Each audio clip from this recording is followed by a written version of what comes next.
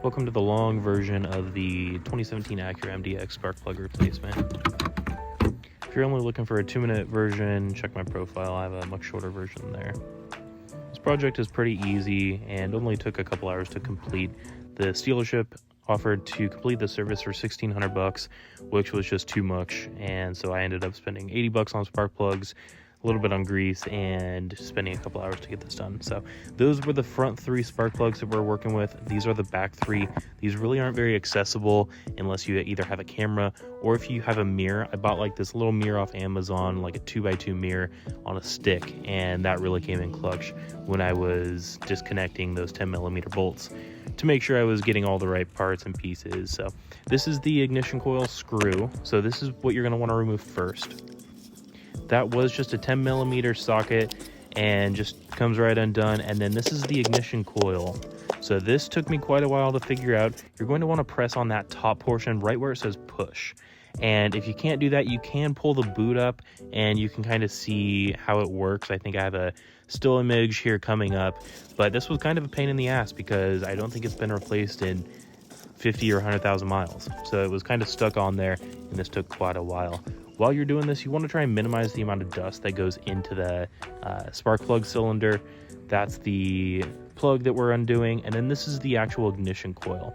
So what I'm doing here is I am looking for any sort of cracks, any sort of wear, anything that looks out of the ordinary. And if there was anything like that, we would replace it. These are like $60 each, and I really didn't want to spend the extra money when these are working perfectly fine. Now I'm going to remove the actual spark plug. I start using a 6-inch extension, and I realized that that just wasn't working because of the radiator. So I switched to a 3-inch extension, or 2 of them. You can drop your socket in there, and then your 2 extensions, and then this is just going to be a counterclockwise twist until it comes out. Like I said, you really want to try and minimize the amount of dust and debris that gets in there. Then once you have it loosened, you can just untighten it and pull it out. You will have to remove one of the extensions just to work around that radiator fan. Trying to get the second extension out, and it's just not working, so I end up using a screwdriver to pry it out.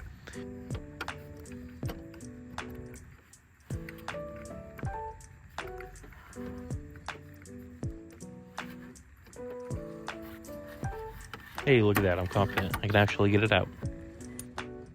These are the 2 different spark plugs. On the left you have the old, right you have the new. The ones I bought were pre-gapped. You can see that gasket that you want to make sure stays on the new spark plug. And then when I put the spark plug back in, you're going to want to twist it counterclockwise like you're unthreading it until you feel those threads kind of lock in place. You can kind of feel it sitting on the threads. This is critical because it's going to make sure that nothing is cross-threaded. And then once you have it seated in there, you should be able to hand twist it 5 or 6 full revolutions. If you can't, then you should probably pull it back out and retry again, twisting it counterclockwise. I used a torque wrench set to 18 foot-pounds. That's what I was able to find online. It seemed to work all right. The first one I actually way over-torqued, probably to 28 because I misread the torque wrench. This is the grease that I put on there. This is just going to protect the boot and the spark plug, so that way when I replace them in 50,000 miles, the ignition coil is going to come right off rather than being stuck to the actual spark plug.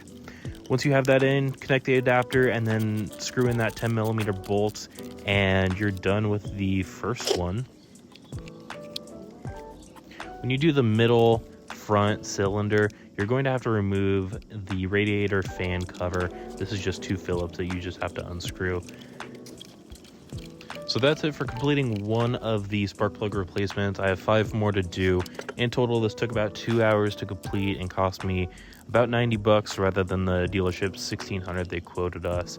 And really, it wasn't difficult at all. If you have the extensions, if you have a torque wrench, that's pretty much all you need. It's a pretty easy thing to do, and I couldn't find any information online as to how this was done, anything that would be needed, removing that radiator fan, for example, and what size extensions you'll need, that sort of thing.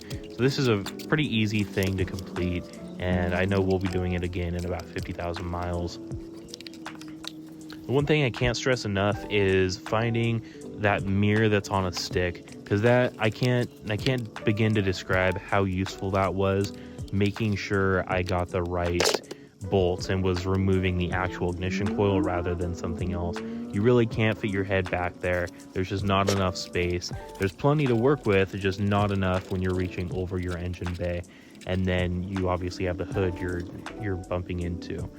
So that's really the only thing that I would recommend anyone have, and those are really useful to have anyways.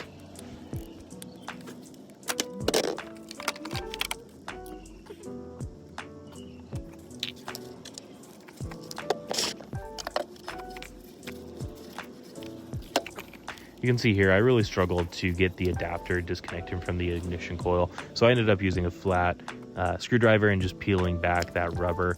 And then I didn't have any needle nose, so I used these pliers to kind of get it back in place.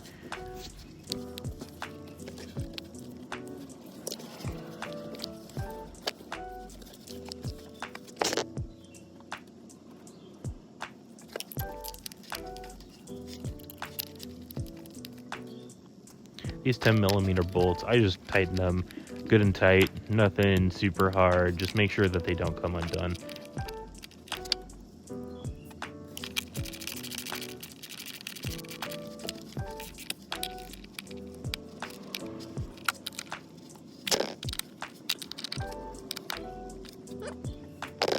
Here's that radiator fan cover that I'm trying to put back on.